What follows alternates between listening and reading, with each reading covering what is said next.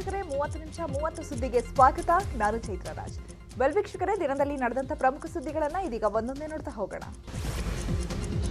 Hassan JDS ticket ಗೊಂದಲಕ್ಕೆ ಇನ್ನೂ ತೆರೆ ಬಿದ್ದಿಲ್ಲ. ಮೊದಲು ಸ್ವರೂಪ್ ಹಾಗೂ ಭವಾನಿ ರೇವಣ್ಣ ನಡುವೆ ಪೈಪೋಟಿ ಏರ್ಪಟ್ಟಿತ್ತು. ಈಗ ಭವಾನಿ ರೇವಣ್ಣ ಅಥವಾ ಎಚ್ಕೆ ಮಹೇಶ್ಗೆ ಹಾಸನ ಜೆಡಿಎಸ್ ಟಿಕೆಟ್ ಬೇಕು ಎಂದು ಒತ್ತಡ ಹೇರಲಾಗ್ತಾ ಇದೆ.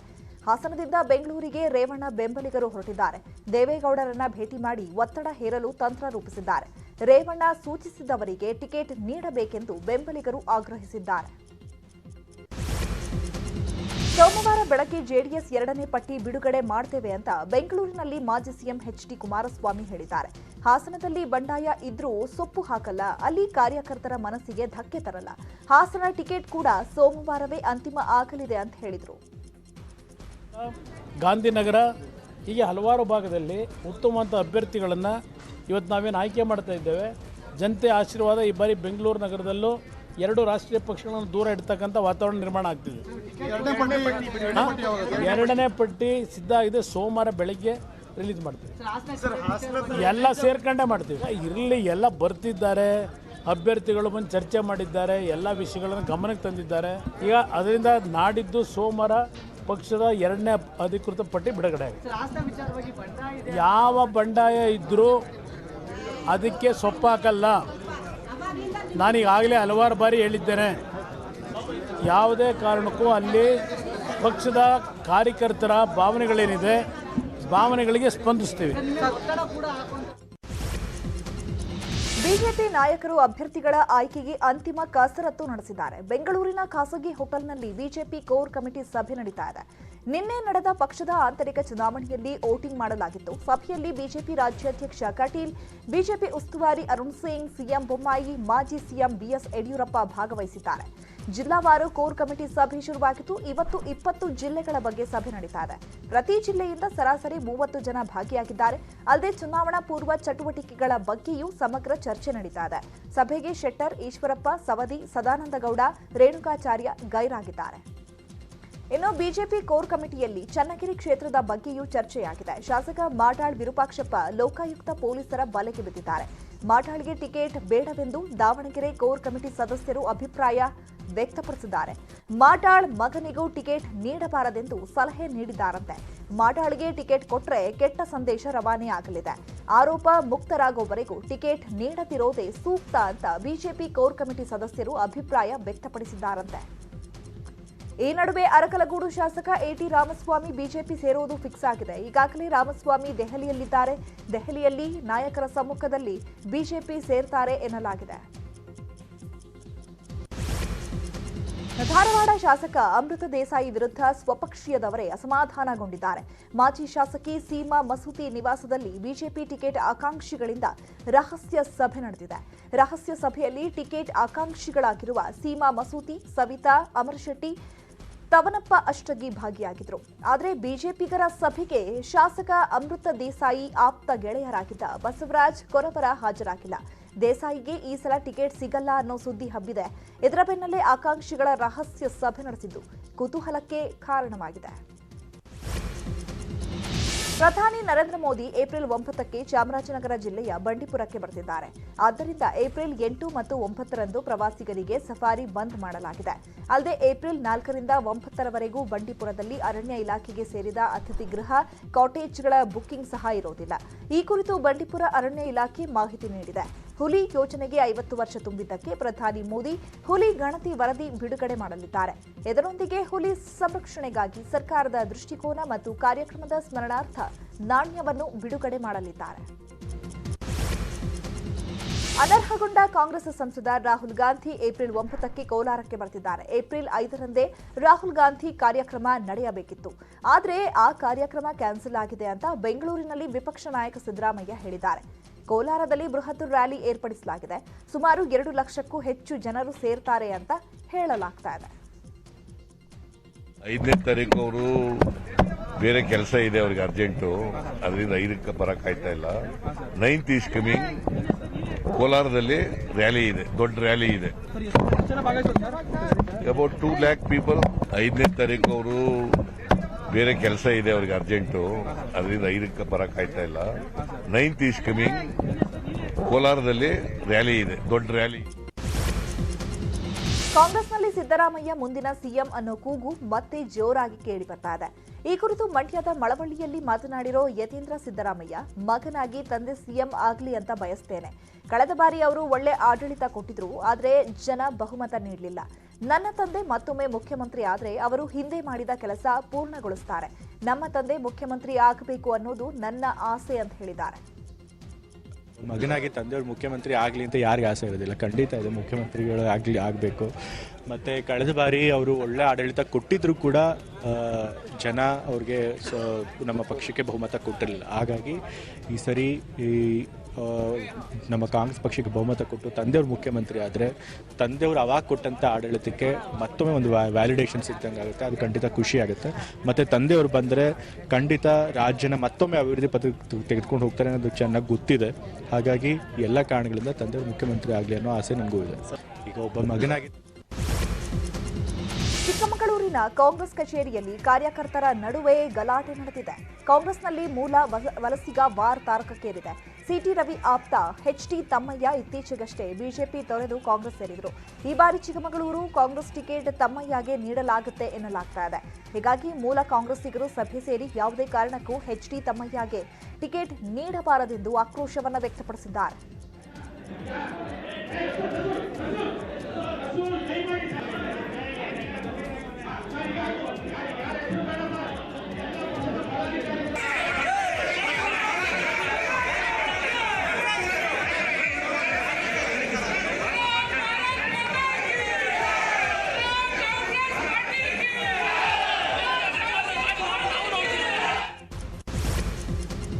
ಕಾಂಗ್ರೆಸ್ ಟಿಕೆಟ್ ಬಂಡಾಯ ಜೋರಾಗಿದೆ. ಹಲವು ಕ್ಷೇತ್ರಗಳಲ್ಲಿ ಟಿಕೆಟ್ಗಾಗಿ ಫೈಟ್ ನಡೀತಾ ಇದೆ. ಆದರೆ ಗದಗ ಜಿಲ್ಲೆಯ ನವಲಗುಂದದಲ್ಲಿ ಫೈಟ್ ಇಲ್ಲ. ಫೈಟ್ ಇದ್ರೂ ಗೆಲುವೇ ಮುಖ್ಯ ಅನ್ನೋ ಸಂದೇಶವನ್ನ ಕೋನರೆಡ್ಡಿ ಮತ್ತು ವಿನೋದ್ ಅಸೂಟಿ ಸಾರಿದ್ದಾರೆ. ಇಬ್ಬರು ಟಿಕೆಟ್ ಆಕಾಂಕ್ಷಿಗಳು ಸಿದ್ದು ಡಿಕೆಶಿ ಭೇಟಿಯಾಗಿ ನಮ್ಮಿಬ್ಬರಲ್ಲಿ ಯಾರಿಗಾದರೂ ಟಿಕೆಟ್ ಕೊಡಿ, ಬೇರೆಯವರಿಗೆ ಬೇಡ. ನಮ್ಮಿಬ್ಬರ ಜಗಳದಿಂದ ಮೂರನೆಯವರಿಗೆ ಲಾಭ ಆಗಬಾರದು ಅಂತ ಸಿದ್ದು ಡಿಕೆಶಿ ಮುಂದೆ ಒಗ್ಗಟ್ಟು ಪ್ರದರ್ಶಿಸಿದ್ದಾರೆ. ನೀವು ಕ್ಷೇತ್ರಕ್ಕೆ ಹೋಗಿ ಕೆಲಸ ಮಾಡಿ, ನಾವು ಅಭ್ಯರ್ಥಿ ಫೈನಲ್ ಮಾಡ್ತೀವಿ ಅಂತ ಸಿದ್ದರಾಮಯ್ಯ ಡಿಕೆಶಿ ಹೇಳಿದ್ದಾರಂತೆ. ರಾಜ್ಯದಲ್ಲಿ ಪಕ್ಷಾಂತರ ಪರ್ವ ಜೋರಾಗಿದೆ. ಮಾಜಿ ಸಚಿವ ಮನೋಹರ್ ತಹಶೀಲ್ದಾರ್ ಕಾಂಗ್ರೆಸ್ ಬಿಟ್ಟು ಜೆಡಿಎಸ್ ಪಕ್ಷಕ್ಕೆ ಸೇರ್ಪಡೆಯಾಗಲಿದ್ದಾರೆ. 40 ವರ್ಷಗಳ ಕಾಲ ಕಾಂಗ್ರೆಸ್ನಲ್ಲಿದ್ದ ಮನೋಹರ್ ತಹಶೀಲ್ದಾರ್ ಈ ಬಾರಿ ಟಿಕೆಟ್ ನೀಡಲಿಲ್ಲ ಅಂತ ಬೇಸರ ಹೊರಹಾಕಿದ್ದಾರೆ. ಕಳೆದ ಚುನಾವಣೆಯಲ್ಲೂ ಟಿಕೆಟ್ ಕೊಡುವಂತೆ ಕೇಳಿದ್ರು ಕಾಂಗ್ರೆಸ್ ಶ್ರೀನಿವಾಸ್ ಮಾನೆಗೆ ಮಣೆ ಹಾಕಲಾಗಿತ್ತು. ಈ ಬಾರಿಯೂ ಟಿಕೆಟ್ ಕೈತಪ್ಪಿದೆ. ಹೀಗಾಗಿ ಸಿಎಂ ಇಬ್ರಾಹಿಂ ಹಾಗೂ ಎಚ್ಡಿ ಕುಮಾರಸ್ವಾಮಿಯವರನ್ನ ಭೇಟಿಯಾಗಿದ್ದು ಏಪ್ರಿಲ್ 7ಕ್ಕೆ ಜೆಡಿಎಸ್ಗೆ ಸೇರ್ಪಡೆಯಾಗೋದಾಗಿ ಹೇಳಿದರು. 4 ಬಾರಿ ನನಗೆ ತೊಂದರೆ ಮಾಡ್ಯಾರ. ನನ್ನ ಅಧಿಕಾರವನ್ನು MLA ಇದ್ದರೂ ಕೂಡ ಅಧಿಕಾರ ಬೇರೆದವ್ರಿಗೆ ಕೊಟ್ಟರು. ಆಮೇಲೆ ಬೈ ಎಲೆಕ್ಷನ್ ಬಂತು, ಅವಾಗಲೂ ಕೇಳಿದೆ. ಆವಾಗಲೂ ಕೂಡ ನೀನು ಮುಂದೆ MLC ಮಾಡ್ತೇನೆ ಅಂತ ಹೇಳಿ ಆವಾಗಲೂ ಕೂಡ ನನಗೆ ಮೋಸ ಮಾಡಿದರು. ನಂತರ ನಿಮಗೆ MLC ಮಾಡ್ತೀವಿ ಅಂತೇಳಿ ಎಲ್ಲ ಪಕ್ಷದ ಹೈಕಮಾಂಡ್ನವರು ನನಗೆ ಭರವಸೆ ಕೊಟ್ಟು ಅದೆಲ್ಲ ಸುಳ್ಳಾತು. ಮತ್ತು ಈ ಸರಿನಾದರೂ ನನಗೆ ಕೊನೆಯ ಅವಕಾಶ ಕೊಡ್ರಿ ಅಂತ ಅವ್ರಿಗೆ ಗಲಗಲ ಹೇಳ್ಕೊಂಡೆ. ನಾನು ಕೈ ಮುಗಿದು ಕೇಳ್ಕೊಂಡೆ, ಕಾಲು ಬಿದ್ದು ಕೇಳ್ಕೊಂಡೆ, ಆದರೆ ಅವರಿಗೆ ಕರುಣೆನೇ ಬರಲಿಲ್ಲ. ಇವತ್ತು ನಮ್ಮ ಕಾಂಗ್ರೆಸ್ಸನ್ನು ತೊರೆದು JDSಗೆ ಹೋಗಿಬಿಡೋಣ ಅಂತ ಹೇಳಿ ಎಲ್ಲರೂ ಕೂಡ ಒಕ್ಕೂರಲಿಂದ ನನಗೆ ಸಿಗ್ನಲ್ ಅಂತೂ ಕೊಟ್ಟಾರ. ನಿನ್ನೆ ಅವತ್ತಿನ ದಿವಸನೇ 7ನೇ ತಾರೀಕಿನ ದಿವಸ ಗುಡ್ ಬೈ ಹೇಳ್ತೇನೆ. ಆಮೇಲೆ JDSನ್ನು ನಾವು ವೆಲ್ಕಮ್ ಮಾಡ್ತೇವೆ 7ನೇ. ಮತದಾರರನ್ನು ಸೆಳೆಯಲು ಜನಪ್ರತಿನಿಧಿಗಳು ನಾನಾ ಕಸರತ್ತು ಮಾಡುತ್ತಿದ್ದಾರೆ. ಹಾಸನದಲ್ಲಿ ಶಾಸಕ ಪ್ರೀತಂ ಗೌಡ ಬೆಂಬಲಿಗರು ಅಷ್ಟಲಕ್ಷ್ಮಿ ಪೂಜೆ ಹೆಸರಿನಲ್ಲಿ ಮಹಿಳೆಯರಿಗೆ ಬೆಳ್ಳಿ ಫೋಟೋ ಅಂತ ಉಡುಗೊರೆ ಕೊಟ್ಟಿದ್ರು. ಆದರೆ ಇದು ಬೆಳ್ಳಿಯಲ್ಲ, ಕಳಪೆ ಗುಣಮಟ್ಟದ ಫೋಟೋ, ನಕಲಿ ಬೆಳ್ಳಿ ಫೋಟೋ ಅಂತ ಮತದಾರರು ವಿಡಿಯೋ ಮಾಡಿ ವೈರಲ್ ಮಾಡಿದ್ದಾರೆ. ಶಾಸಕ ಪ್ರೀತಂ ಗೌಡ ವಿರುದ್ಧ ಮತದಾರರು ಆಕ್ರೋಶವನ್ನು ವ್ಯಕ್ತಪಡಿಸಿದ್ದಾರೆ.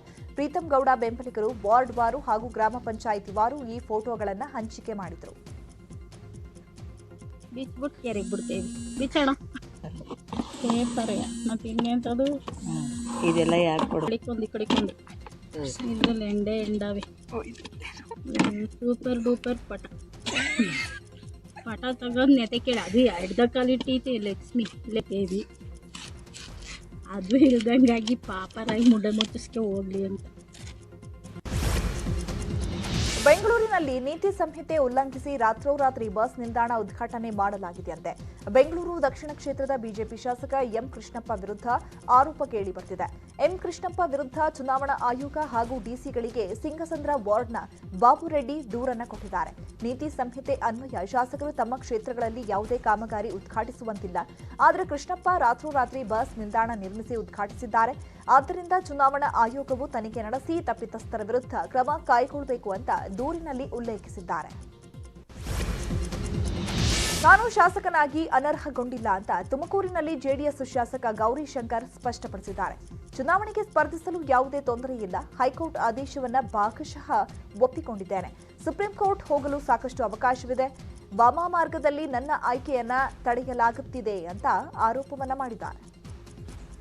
ಇವತ್ತು ಹೈಕೋರ್ಟ್ ಕೊಟ್ಟಿರತಕ್ಕಂಥ ಆದೇಶ ಭಾಗಶಃ ಪುರಸ್ಕರಿಸಿದೆ, ಪೂರ್ತಿಯಲ್ಲ. ಈ ಸಂದರ್ಭಗಳಲ್ಲಿ ಎಲ್ಲೂ ಕೂಡ ಹೈಕೋರ್ಟು ಗೌರಿಶಂಕರ್ ಅವರು ಚುನಾವಣೆ ನಿಲ್ಲಬಾರ್ದು ಅಂತ ಈ 191 ಆದೇಶ ಕಾಪಿಲಿ ಎಲ್ಲೂ ಕೂಡ ಇಲ್ಲ. ಗೌರಿಶಂಕರ್ ಅವರನ್ನ ಅನರ್ಹಗೊಳಿಸಿದೆ ಅಂತ ಹೈಕೋರ್ಟ್ ಹೇಳಿಲ್ಲ. ಅವರ ಆಯ್ಕೆಯನ್ನು ಅಸಿಂಧುಗೊಳಿಸಿದೀವಿ ಅಂತೇಳಿ ಹೈಕೋರ್ಟ್ ಆದೇಶ ಮಾಡಿದೆ ಬಿಟ್ರೆ 6 ವರ್ಷ ನಿಲ್ಲಂಗೆ ಇಲ್ಲ, ಹಂಗೆ ಹಿಂಗೆ ಅಂತ ಹೇಳಿದಿರಿ. ಎಲ್ಲಿದೆ ಕಾಪೀಸ್ ಅದು? ಪಾಪ ಅದ್ಯಾರ ಮಾಜಿ ಶಾಸಕರು ಒಬ್ಬರು ಪ್ರೆಸ್ ಮೀಟ್ ಮಾಡಿದ್ರು, ಸಂತೋಷ ಮಾಡಲಿ. ಆದರೆ ಯಾವುದೂ ದಾಖಲಾತಿ ಇಲ್ದಂಗೆ, ಇನ್ನು PDF ಕಾಪಿ ಕೈ ಸಿಗ್ದಂಗೆ ವಿತೌಟ್ ಡಾಕ್ಯುಮೆಂಟ್ ಅವ್ರು ಹೇಳಿದ ತಕ್ಷಣ ನೀವು 6 ವರ್ಷ ನಿಲ್ಲಂಗಿಲ್ಲ ಅಂತೇಳಿ ಒಬ್ಬ ಶಾಸಕನ ಮೇಲೆ ನೇರವಾಗಿ ಮಾಧ್ಯಮದವ್ರು ಬರೆದು ಬಿಟ್ರೆ ವಾಟ್ ಇಸ್ ದಿಸ್? ಎಷ್ಟು ಮಟ್ಟಿಗೆ ಸರಿ ಇದು? ಎಲ್ಲಿದೆ? 191 ಪೇಜ್ ಕೊಡ್ತೀನಿ ನಿಮಗೆ. ಹಾಸನದಲ್ಲಿ ಮಾಜಿ ಸಚಿವ ಎಚ್.ಡಿ. ರೇವಣ್ಣ ಪ್ರಾಬಲ್ಯವಿರೋ ಸಹಕಾರಿ ಬ್ಯಾಂಕ್ ಮೇಲೆ ದಾಳಿ ಮಾಡಿದ್ದಾರೆ ಐಟಿ ಅಧಿಕಾರಿಗಳು.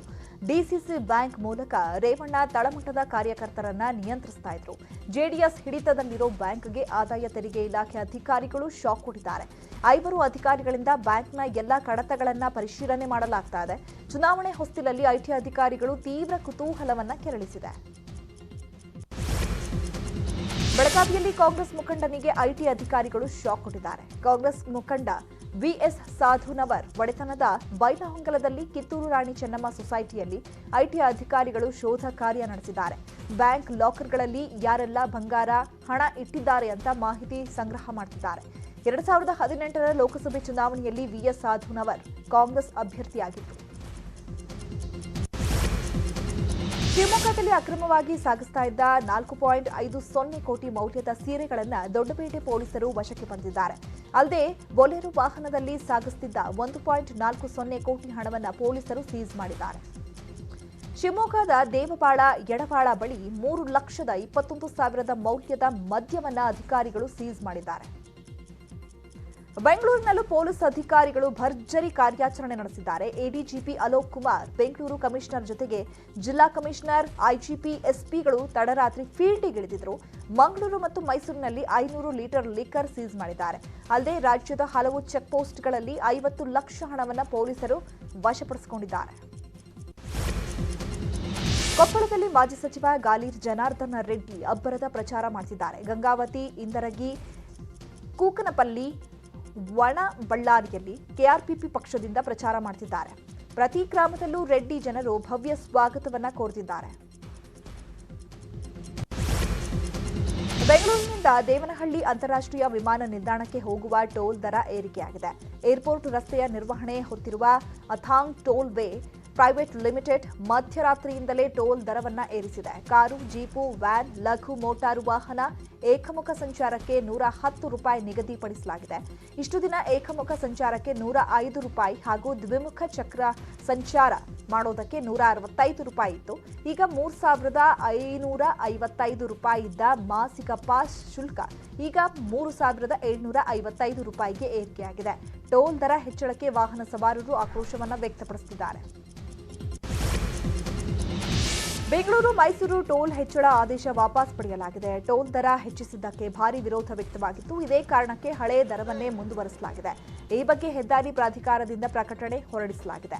ಈ ರೀತಿ ಹುಚ್ಚು ಆದೇಶಗಳನ್ನು ಮಾಡಬಾರದು. ಜನರಿಗೆ ಸರಿಯಾದ ಮಾಹಿತಿ ನೀಡಬೇಕು. ಯಾವಾಗ ಬೇಕಾದ್ರೆ ಆವಾಗ ಆದೇಶ ಮಾಡ್ತಾರೆ ಅಂತ ವಾಹನ ಸವಾರರು ಕಿಡಿಕಾರಿದ್ರು. ಜನ ಎಲ್ಲ ವಿರೋಧ ಮಾಡ್ತಾರೆ. ಇದು ಕನ್ಫ್ಯೂಸ್ ಆಗ್ತಾ ಇದೆ ಸರ್ ಜನಗಳಿಗೆ. ಹೌದು, ಕನ್ಫ್ಯೂಸ್ ಆಗೇ ಆಗುತ್ತೆ. ಮತ್ತು ಎಷ್ಟೋ ಜನ ತಿಳ್ಕೊಳ್ತಾರೆ ಹಳೆ ರೇಟ್ ಇದೆ ಅಂದ್ಕೊಂಡು. ಇವರು ಇಷ್ಟ ಬಂದಂಗೆ ಚೇಂಜ್ ಮಾಡೋದು, ಹೊಸ ರೇಟ್ ಆಗೋದು, ಹಳೆ ರೇಟ್ ಆಗೋದು ತಪ್ಪದು. ಮಾಡಿದ್ರೆ ಕರೆಕ್ಟಾಗಿ ಪ್ಲ್ಯಾನ್ ಮಾಡಿ ಅವ್ರು ಮಾಡಬೇಕು, ಜನಗಳಿಗೆ ಇನ್ಫಾರ್ಮೇಷನ್ ಕೊಡಬೇಕು ಮೊದಲೇ. ಅದರಿಂದ ಇವ್ರು ಮಾಡ್ತಾ ಇರೋದು ಒಳ್ಳೇದಲ್ಲ, ತಪ್ಪದು. ಅಂದರೆ ಇದು ಹೊಸ ರೋಡ್ ಆಗಿರೋದ್ರಿಂದ ಅವರು ಸರಿಯಾಗಿ ಇದನ್ನು ಮಾಡ್ತಾ ಇಲ್ಲ. ಯಾಕೆಂದರೆ ಕಂಪ್ಲೀಟ್ ಎಲ್ಲ ಆದಮೇಲೆ ಟೋಲ್ ಕಲೆಕ್ಟ್ ಮಾಡಬೇಕಿತ್ತು. ಅರ್ಧಕ್ಕರ್ಧ ಕಲೆಕ್ಟ್ ಮಾಡೋದು, ಎಷ್ಟೋ ಕಡೆ ಇನ್ನೂ ಜನಗಳು ಒಳಗಡೆ ಬರ್ಬೋದು, ಹೊರಗಡೆ ಬರ್ಬೋದು, ರೋಡ್ ಕಂಪ್ಲೀಟೇ ಆಗಿಲ್ಲ. ಮಾಡದೇ ಇದ್ದಂಗೆ ಮಾಡೋದು ತಪ್ಪದು. ಇವತ್ತು ರೇಟ್ ತುಂಬ ಚೇಂಜ್ ಮಾಡಿದ್ದಾರೆ ಅವರು. ಇವರು ಒಂದೊಂದು ದಿನಕ್ಕೆ ಒಂದೊಂದು ರೇಟ್ ಮಾಡ್ತಾರೆ. ನಾವು ಏನು ಮಾಡೋದು? ಡ್ರೈವರ್ ಕೆಲಸ ಮಾಡೋರು ನಮಗೆ ಅದು ಕೂಲಿ ಸಿಗ್ಬೇಕಲ್ಲ, ಅದೇ ಕೂಲಿ ಸಿಗ್ಬೇಕಲ್ಲ ನಮಗೆ. ಕೂಲಿ ಗಾಡಿ ಓಡಿಸಿದ್ರೆ ಏನು ಕೂಲಿ ಸಿಕ್ಕಲ್ಲ. ಇವರಿಗೆ ಟೋಲಿಂದ ಕೊಟ್ಟಿಬಿಟ್ಟು ನಮಗೆ ಏನು ಬಾಕಿ ಆಗೋದಿಲ್ಲ ಗಾಡಿಗೆ. ಡಿ ಓದಿದ್ರೆ ನಾವು ಬೇರೆಯವರಿಂದ ಲೆಕ್ಕ ಬೇರೆ ಕಡೆಯಿಂದ ತಗೊಂಡು ಲೆಕ್ಕ ಮಾಡಬೇಕಾಗ್ತದೆ. ಸಿನಿಮಾ ಚಾನ್ಸ್ ಕೊಡೋದಾಗಿ ಹೇಳಿ ವಂಚಿಸಿದ್ದ ಆರೋಪಿಯನ್ನ ರಾಜಾಜಿನಗರ ಪೊಲೀಸರು ಅರೆಸ್ಟ್ ಮಾಡಿದ್ದಾರೆ. ಒಬ್ಬೊಬ್ಬರ ಬಳಿಯಿಂದ 30,000 ರಿಂದ 50,000 ರೂಪಾಯಿ ಪಡ್ಕೊಂಡು 58 ಜನರನ್ನ ವಂಚಿಸಿದ್ದ. ಖ್ಯಾತ ನಟ ನಟಿಯರ ಜೊತೆ ರೀಲ್ಸ್ ಹಾಗೂ ಫೋಟೋ ತೆಗೆಸಿ ಜನರನ್ನ ನಂಬಿಸೋದೇ ಈತನ ಕೆಲಸವಾಗಿತ್ತು. ಯುವತಿ ಯುವಕರೇ ಈತನ ಟಾರ್ಗೆಟ್ ಆಗಿತ್ತು. ಇದಕ್ಕಾಗಿ ಫ್ಲೆಮಿಂಗೋ ಸೆಲೆಬ್ರಿಟೀಸ್ ಎಂಬ ಇನ್ಸ್ಟಿಟ್ಯೂಟ್ ಅನ್ನ ಆರೋಪಿ ತೆರೆದಿದ್ದ.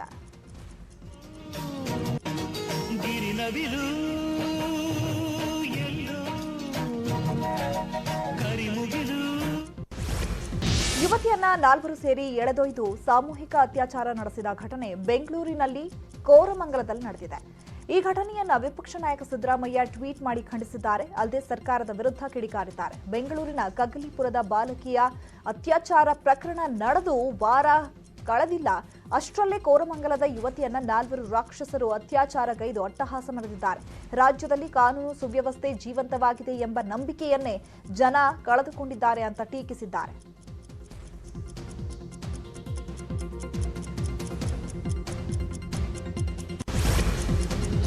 ಮುಂಬೈನಲ್ಲಿ ಯುವಕನೊಬ್ಬ ಡೆಡ್ಲಿ ಬೈಕ್ ಸ್ಟಂಟ್ ಮಾಡಿದ್ದಾನೆ. ಇಬ್ಬರು ಹುಡುಗಿಯರನ್ನ ಬೈಕ್ನಲ್ಲಿ ಕೂರಿಸಿಕೊಂಡು ಅಪಾಯಕಾರಿ ಸ್ಟಂಟ್ ಮಾಡಿದ್ದಾರೆ. ಈ ವಿಡಿಯೋ ಸೋಷಿಯಲ್ ಮೀಡಿಯಾದಲ್ಲಿ ವೈರಲ್ ಆಗಿದೆ.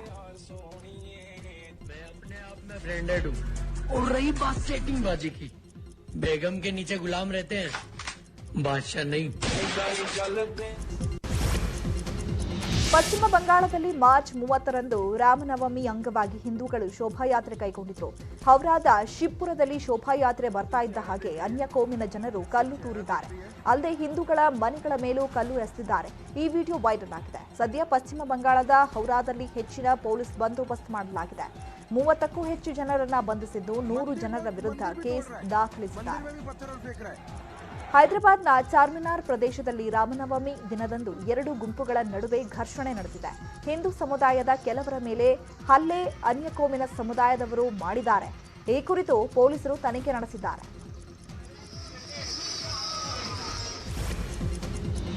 ಮಹಾರಾಷ್ಟ್ರದ ನಾಸಿಕ್ ಜಿಲ್ಲೆಯ ಶಿರಡಿ ಸಾಯಿಬಾಬಾ ಮಂದಿರದಲ್ಲಿ ಗಲಾಟೆಯಾಗಿದೆ. ಶಿರಡಿ ದೇವಾಲಯದ ಆಡಳಿತ ಸಿಬ್ಬಂದಿ ಹಾಗೂ ಭಕ್ತರ ನಡುವೆ ಮಾರಾಮಾರಿ ನಡೆದಿದೆ. ಈ ವಿಡಿಯೋ ವೈರಲ್ ಆಗಿದೆ. ನಡೆದಾಡುವ ದೇವರು ತ್ರಿವಿಧ ದಾಸೋಹಿ ಲಿಂಗೈಕ್ಯ ಶ್ರೀ ಶಿವಕುಮಾರ ಸ್ವಾಮೀಜಿಯವರ 116ನೇ ಜಯಂತಿ ಸಂಭ್ರಮ ಮನೆ ಮಾಡಿದೆ. ತುಮಕೂರಿನ ಸಿದ್ಧಗಂಗಾ ಮಠದಲ್ಲಿ ಬೆಳಗ್ಗೆಯಿಂದಲೇ ಪೂಜಾ ಕೈಂಕರ್ಯಗಳನ್ನು ನೆರವೇರಿಸಲಾಯಿತು. ಸಿದ್ಧಲಿಂಗ ಶ್ರೀ ಸೇರಿದಂತೆ ವಿವಿಧ ಮಠಾಧೀಶರು ಶಿವಕುಮಾರ ಶ್ರೀಗಳ ಗದ್ದುಗೆಗೆ ರುದ್ರಾಭಿಷೇಕ, ಬಿಲ್ವಾರ್ಚನೆ, ಪುಷ್ಪಾರ್ಚನೆ ನೆರವೇರಿಸಿದ್ದಾರೆ. ಮಂಡ್ಯ ಜಿಲ್ಲೆಯ ಮೇಲುಕೋಟೆಯಲ್ಲಿ ಪ್ರಸಿದ್ಧ ವೈರಮುಡಿ ಉತ್ಸವ ಹಿನ್ನೆಲೆ ಜಿಲ್ಲಾಡಳಿತದ ಖಜಾನೆಯಿಂದ ರತ್ನ ಖಚಿತ ವೈರಮುಡಿ ಮೇಲುಕೋಟೆಗೆ ರವಾನೆ ಮಾಡಲಾಗಿದೆ. ವೈರಮುಡಿಗೆ ಅಧಿಕಾರಿಗಳು ಪೂಜೆ ಸಲ್ಲಿಸಿ ಬೀಳ್ಕೊಟ್ರು. ಪೂಜೆ ವೇಳೆ ಚೆಲುವರಾಯ ಸ್ವಾಮಿಗೆ ಜೈಕಾರ ಹಾಕಲಾಯಿತು. ಇನ್ನು ಪರಕಾಲ ಮಠದ ವಾಹನದಲ್ಲಿ ಭದ್ರತೆಯೊಂದಿಗೆ ವೈರಮುಡಿಯನ್ನ ಸ್ಥಾನಿಕ ಅರ್ಚಕರು ಕೊಂಡೊಯ್ದಿದ್ದಾರೆ. ವೈರಮುಡಿ ಸಾಗುವ ಮಾರ್ಗದ ಪ್ರತಿ ಗ್ರಾಮದಲ್ಲೂ ವೈರಮುಡಿಗೆ ಗ್ರಾಮಸ್ಥರು ಪೂಜೆ ಸಲ್ಲಿಸಿದ್ದಾರೆ. ನೇತಾ ಮುಖೇಶ್ ಅಂಬಾನಿ ಕಲ್ಚರಲ್ ಸೆಂಟರ್ ಮೊನ್ನೆಯಷ್ಟೇ ಮುಂಬೈನಲ್ಲಿ ಉದ್ಘಾಟನೆಯಾಗಿದೆ. ಸಾಂಸ್ಕೃತಿಕ ಕೇಂದ್ರವು ನೇತಾ ಅಂಬಾನಿಯವರ ಕನಸಿನ ಯೋಜನೆಯಾಗಿದ್ದು, ಈ ಮೂಲಕ ಭಾರತೀಯ ಕಲೆಗಳನ್ನು ಸಂರಕ್ಷಿಸಲು ಮುಂದಾಗಿದ್ದಾರೆ. ಇನ್ನು ಸಾಂಸ್ಕೃತಿಕ ಕೇಂದ್ರದ ಉದ್ಘಾಟನೆ ಸಮಾರಂಭದಲ್ಲಿ ಭಾಗಿಯಾಗಿದ್ದ ನಟ ಅನುಪಮ್ ಖೇರ್ ಜನರಿಗೆ ಅದ್ಭುತ ಸಭಾಂಗಣ ತೋರಿಸುವ ಮೂಲಕ ಪ್ರವಾಸ ಮಾಡಿಸಿದ್ದಾರೆ. ಜೊತೆಗೆ ನೇತಾ ಮುಖೇಶ್ ಅಂಬಾನಿ ಜೊತೆ ಸೆಲ್ಫಿ ಕ್ಲಿಕ್ಕಿಸಿಕೊಂಡು ಪೋಸ್ಟ್ ಮಾಡಿದ್ದಾರೆ. मेरे दोस्तों, मैं हूँ इस समय नीता मुकेश अंबानी कल्चरल सेंटर में जो मुंबई में है, जिसका आज इनाग्रेशन है और इसका जो परफॉर्मेंस है उसका जो डायरेक्शन है, कॉन्सेप्ट है, लिखा हुआ है, मेरे दोस्त फिरोज अब्बास खान ने किया है. Look at this beauty, look at this amazing proud to be cultural center of India. Show them the audience space. What an amazing place this is. Look at the amazing balconies.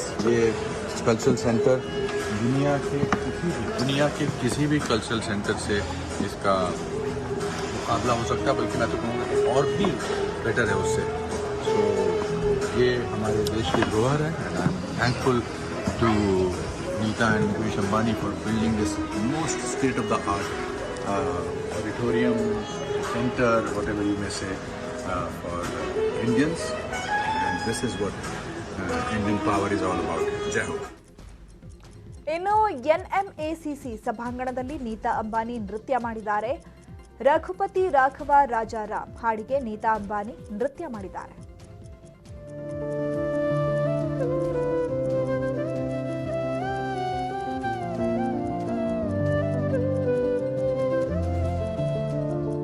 Raghupati Raghav Rajaram पतित पावन सीताराम.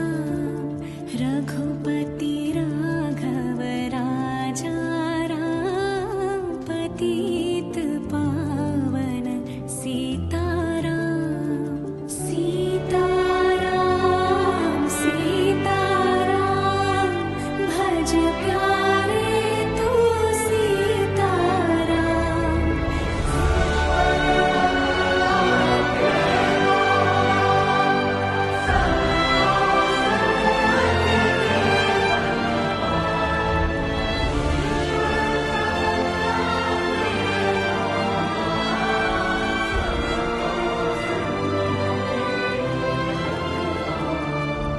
रघुपति राघव राजाराम पतित पावन सीताराम. रघुपति राघव राजाराम पतित पावन सीताराम.